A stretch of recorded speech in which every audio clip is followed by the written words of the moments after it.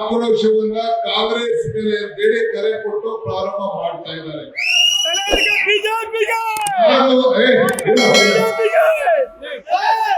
ನಾನು ಹೇಳ್ತಾ ಇದ್ದೀನಿ, ನಿಮ್ಮ ಆಕ್ರೋಶ ಏನಿದ್ರು ಕೂಡ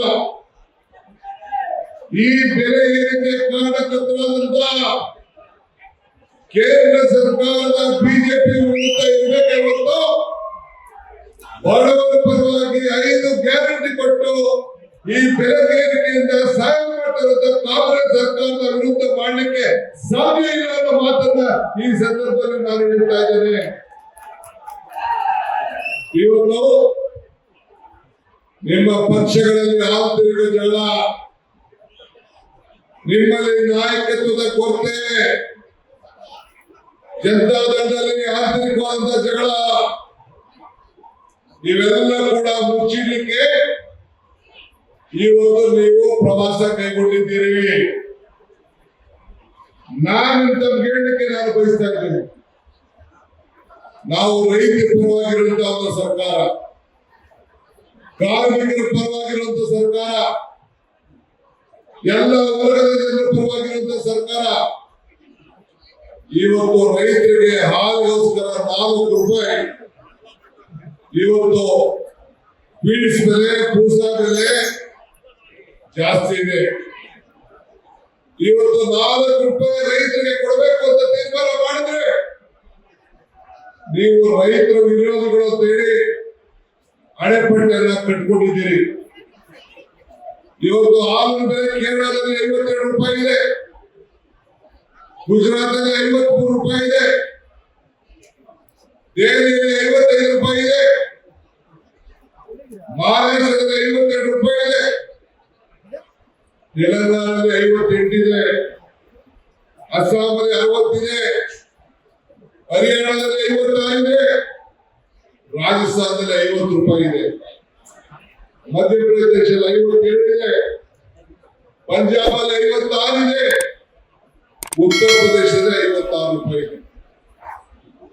ನಾವು ಎಲ್ಲರಿಗಿಂತ ಇನ್ನ 10-12 ರೂಪಾಯಿ ಕಡಿಮೆ ಇದ್ದೀವಿ. ಯಾರಿಗೋಸ್ಕರ? ರೈತರ ಬದುಕೋಸ್ಕರ ಇವತ್ತು ಕೇವಲ 4 ರೂಪಾಯಿನ ಮಾಡಿದ್ದೀವಿ. ನೀವು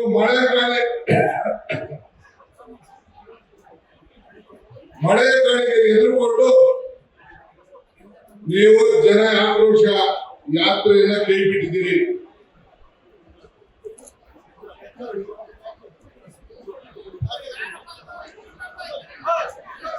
ಮಳೆಗಾಳಿ ಎದುರುಕೊಂಡು ಜನ ಆಕ್ರೋಶ ಯಾತ್ರೆ ಕೈ ಬಿಟ್ಟಿದ್ದೀರಿ. ಇವತ್ತು ನಾವು ಈ ದೇಶದ ಆರ್ಥಿಕದ ಪರಿಸ್ಥಿತಿಯನ್ನು ಗಮನದಲ್ಲಿಟ್ಟುಕೊಂಡು ನಿಮ್ಮಿಂದ ಸಿಮೆಂಟ್ ಬೆಲೆ ಜಾಸ್ತಿ ಆಯ್ತು.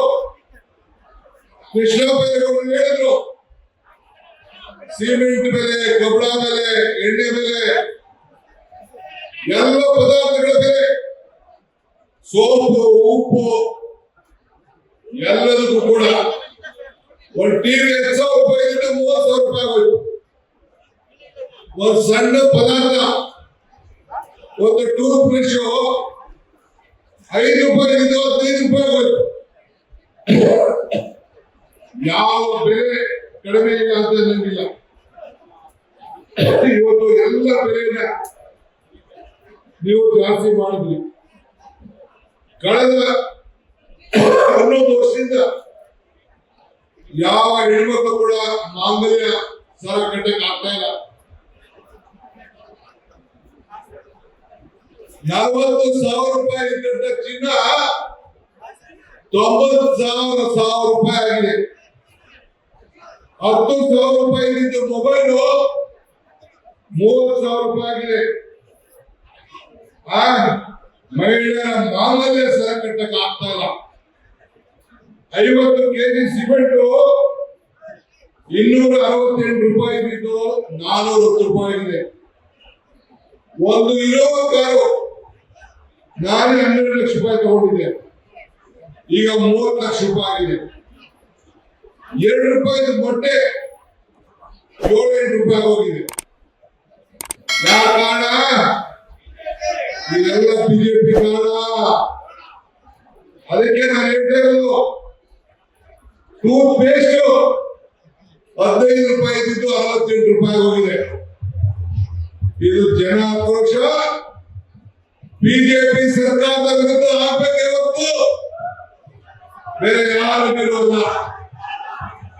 ಇದನ್ನ ಗಮನದಲ್ಲಿಟ್ಕೊಂಡು ರಾಹುಲ್ ಗಾಂಧಿ ಅವರು ಬೆಲೆ ಏರಿಕೆಯಿಂದ ತತ್ತರಿಸ್ತಾ ಇದ್ದಾರೆ ಅಂತೇಳಿ, ಉದ್ಯೋಗ ಸಮಸ್ಯೆ ಆಗ್ತಾ ಇದೆ ಅಂತೇಳಿ ಇವತ್ತು ಭಾರತ್ ಜೋಡೋ ಕಾರ್ಯಕ್ರಮವನ್ನು ಮಾಡಿದ್ರು.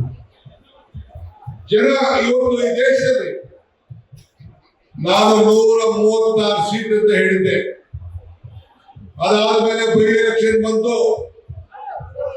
ಚನ್ನಪಟ್ಟಣ, ಶಿಗ್ಗಾಂವ್ ಮತ್ತು ನಮ್ಮದೇ ಸೀಟು ಸಂಡೂರು, ಈ 3 ಸೀಟು.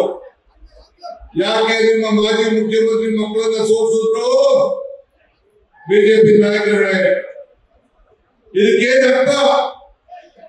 ಕುಮಾರಸ್ವಾಮಿ ಏನು ಅಯ್ಯೋ ಏನು ಟನ್ ಗಟ್ಟಲೆ ಮಾಡಿಕೊಂಡಿರುತ್ತೆ ನನ್ನ ಬಗ್ಗೆ.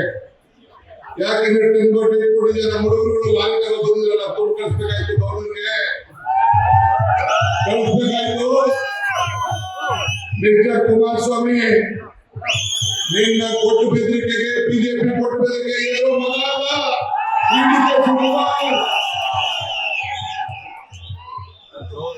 ನಮ್ಮ ಬದುಕು, ನಮ್ಮ ಕಷ್ಟ, ನಮ್ಮ ಶ್ರಮ ನಾವು ಆಸ್ತಿ ಮಾಡ್ಕೋತೀವಿ, ಏನ್ ಮಾಡ್ಕೋತೀವಿ, ಸರ್ಕಾರ ನೋಡ್ತದೆ. ಲೇಟೆಸ್ಟ್ ಹಾಗೂ ಇಂಟ್ರೆಸ್ಟಿಂಗ್ ಸುದ್ದಿಗಳಿಗಾಗಿ ಬಾಸ್ ಟಿವಿ ಕನ್ನಡ ಚಾನೆಲ್ನ ಸಬ್ಸ್ಕ್ರೈಬ್ ಮಾಡಿ. ಹಾಗೆಯೇ ಬೆಲ್ ಐಕಾನ್ ಪ್ರೆಸ್ ಮಾಡಿ. ಇದರ ಜೊತೆಗೆ ಫೇಸ್ಬುಕ್, ಇನ್ಸ್ಟಾಗ್ರಾಮ್, ಎಕ್ಸ್ನಲ್ಲೂ ಮಿಸ್ ಮಾಡದೆ ಫಾಲೋ ಮಾಡಿ.